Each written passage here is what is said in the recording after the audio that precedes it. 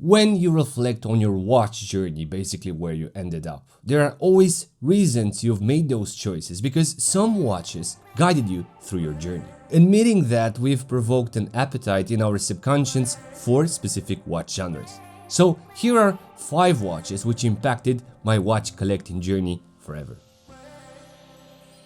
The Seiko SKX007 offered me the certainty that watchmaking isn't just about Switzerland and important things happened in the world with the help of other watches on the wrist of key people across the history. When you surpass the Rolex Omega Central European bubble, you'll discover that important things happened in the world in the 60s, in the 70s, in the 80s. And Seiko was a protagonist of that era. The 007 was the reason why I started to dig on the internet and understand more about their diving watches because this is a controversial watch. It was the most complete diver for crazy budget money.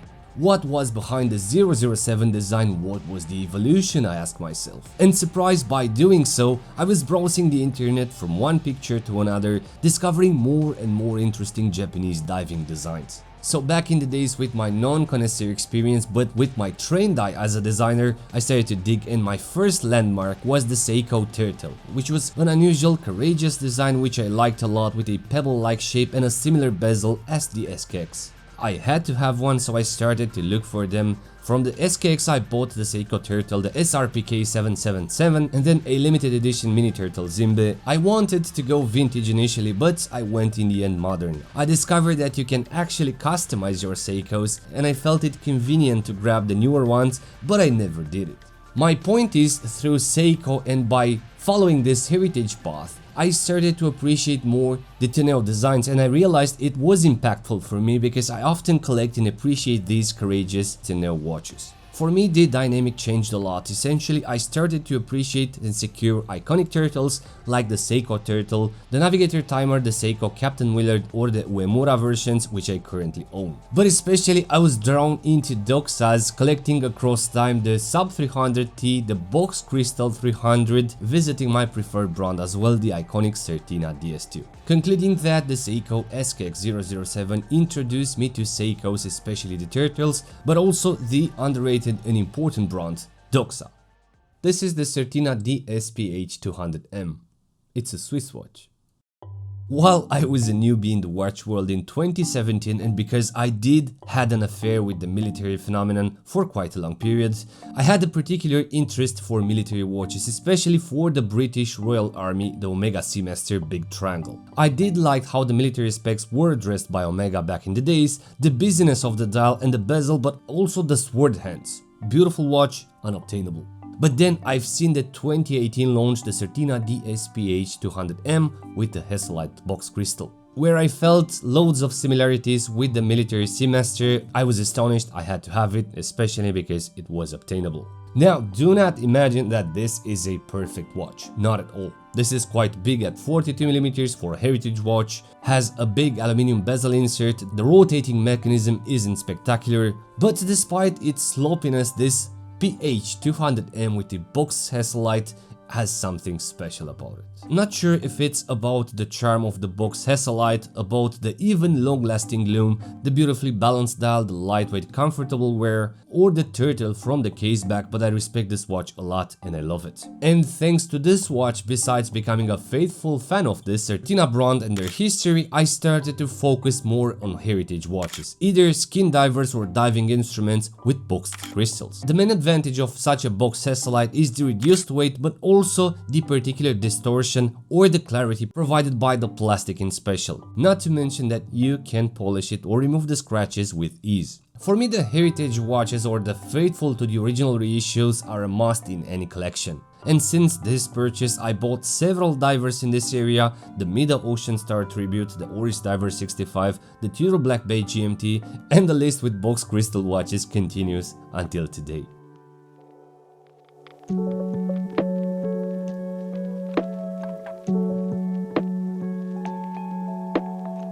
The Omega Seamaster 300M, the current model, was my first pretentious luxury watch. Not sure how luxurious seems to be Omega on the market, but for me it was the ultimate refined and luxurious diver for obvious reasons. A gimmicky tool which offered a Bond vibe. As you know, at the launch of this edition, James Bond was half in the water with the silver model on the wrist, but besides that, this Seamaster was and still is one of the most refined, complex and well finished divers out there. With the thin ceramic laser engraved dial, a reflective ceramic bezel and a beautiful case with twisted lugs. I'd say better than any diver. And that was my problem. Since I nailed from the beginning the best refined diver from the market, everything else was like, boring. And the almighty Rolex Submariner for me was a fraud compared to this one, because besides the logo from the dial, the Maxi Lugs case had no business in being 2.5 times more expensive than the Seamaster, having a simplified case and an inferior movement. But yes, I learned in time to stop complaining about this because we buy the brand, not the product. However, the end isn't happy. Because this is a flashy reflective watch with a fully polished dial and bezel, I learned in time that I do not appreciate that much these in-your-face blingy diving watches. That's why I sold it, as well as I did with the Submariner or the Oris Aquis. All three super reflective watches with polished ceramic bezels. And as a result, although this was the most impactful watch from my watch journey all time, my pattern of collecting watches was towards smaller size skin divers or lesser reflective tool divers, even vintage reissues than luxurious divers. I honestly prefer modesty, muted accents or accuracy rather than divers which look luxurious. That's interesting. The Explorer and the Explorer 2 are my most appreciated Rolexes. I really find them special, and more than that, for passionate people, compared to the arrogant rest of their watches, for people that often have something to prove. Not all of them, let's not be generic.